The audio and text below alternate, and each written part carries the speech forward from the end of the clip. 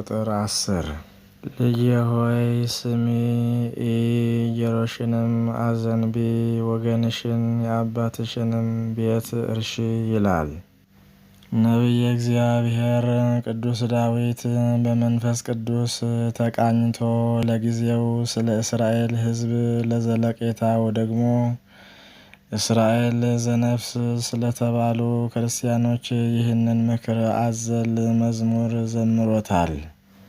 ከምንባቡ እንደምንረዳው ልጄ ቤተ እስራኤል ቤተ ክርስቲያን ሆይ ሕገ እግዚአብሔርን ስሚ፣ አድምጪ፣ ተመልከቺ። ሕገ እግዚአብሔርን በመዘንጋት ኃጢአትን የሚሰሩና ጣዖትን የሚያመልኩ ሕዝብሽና የአባትሽን ወገኖች እርሺ።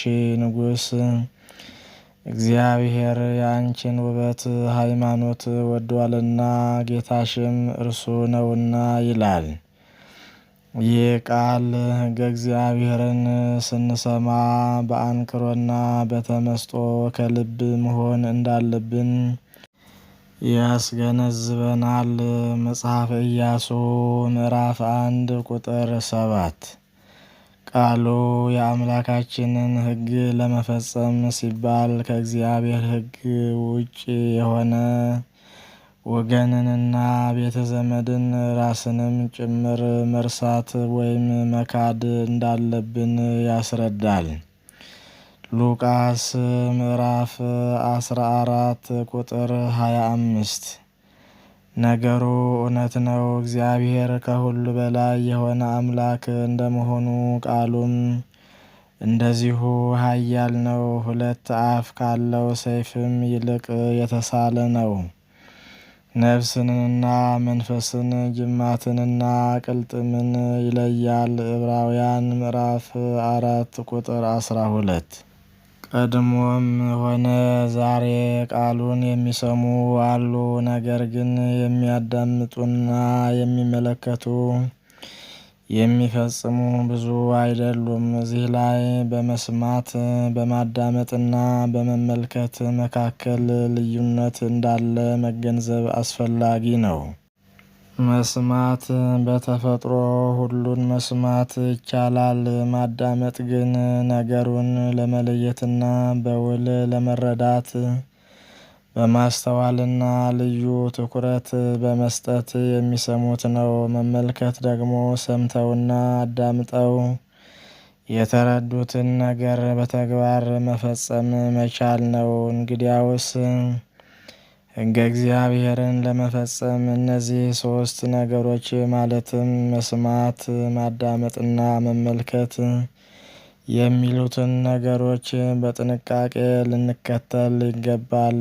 ለዚህም ነው ጌታ ጆሮ ያለው ይስማ በማለት ያስተማረን። ማቴዎስ ምዕራፍ 13 ቁጥር 9 ምክንያቱም ሕጉን በመስማት ብቻ ጽድቅ አይገኝምና ነው። ሮሜ ምዕራፍ 2 ቁጥር 13 ያዕቆብ ምዕራፍ 1 ቁጥር 22 ነገር ግን ከመስማት አልፈን በአንክሮና በተመስጦ ቃሉን በመቀበል ነገሩ በሕይወታችን እንዲሰርጽ ማድረግ ይገባል። ቀጥሎም በሕይወታችን ላይ ለውጥ እንዲያመጣ ሕጉን በተግባር መፈጸም አለብን። ያን ጊዜ ነው ቃሌን የሚሰማ ከሞት ወደ ሕይወት ተሻገረ እንጂ ወደ ፍርድ አይመጣም ያለው ዮሐንስ ምዕራፍ 5 ቁጥር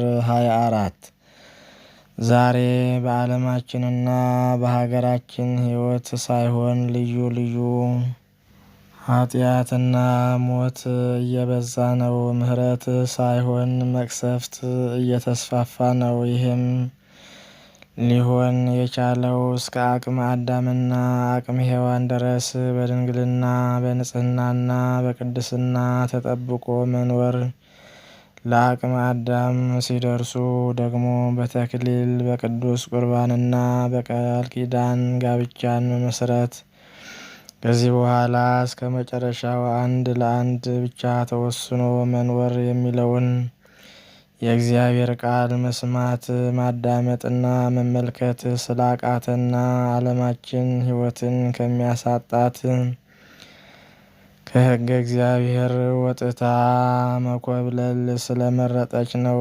መንስኤው ዝሙት የሆነው የመከራ ብዛት የመጣው ዘሌዋውያን ምዕራፍ 26 ቁጥር 14፣ ዘዳግም ምዕራፍ 28 ቁጥር 27።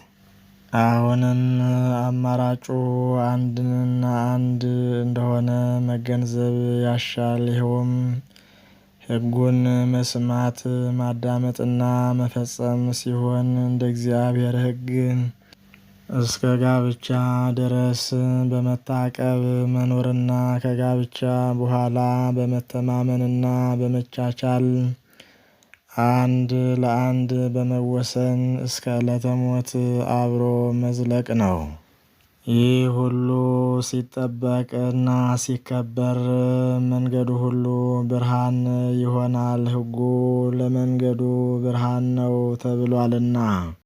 መዝሙር 118 ስለሆነም ስማ ስሚ እንስማ መንፈስ ቅዱስ ለአብያተ ክርስቲያናት የሚለውን ጆሮ ያለው ይስማ።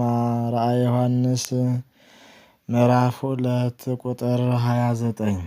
ስለሆነም የእግዚአብሔርን ቃል አዳምጠን በተግባር በስራ ገልጠነው በሕይወታችን ዘመን ሁሉ በሃይማኖት እንድንጸና ያስፈልጋል ማለት ነው። አምላካችን እግዚአብሔር በሕጉ ጸንተን ንስሐ ገብተን ቅዱስ ሥጋውን ክቡር ደሙን ተቀብለን የመንግሥቱ ወራሽ የስሙ ቀዳሽ እንድንሆን በቸርነቱ ይርዳን። በሰማነው ቃል ይባርከን፣ ይቆየን።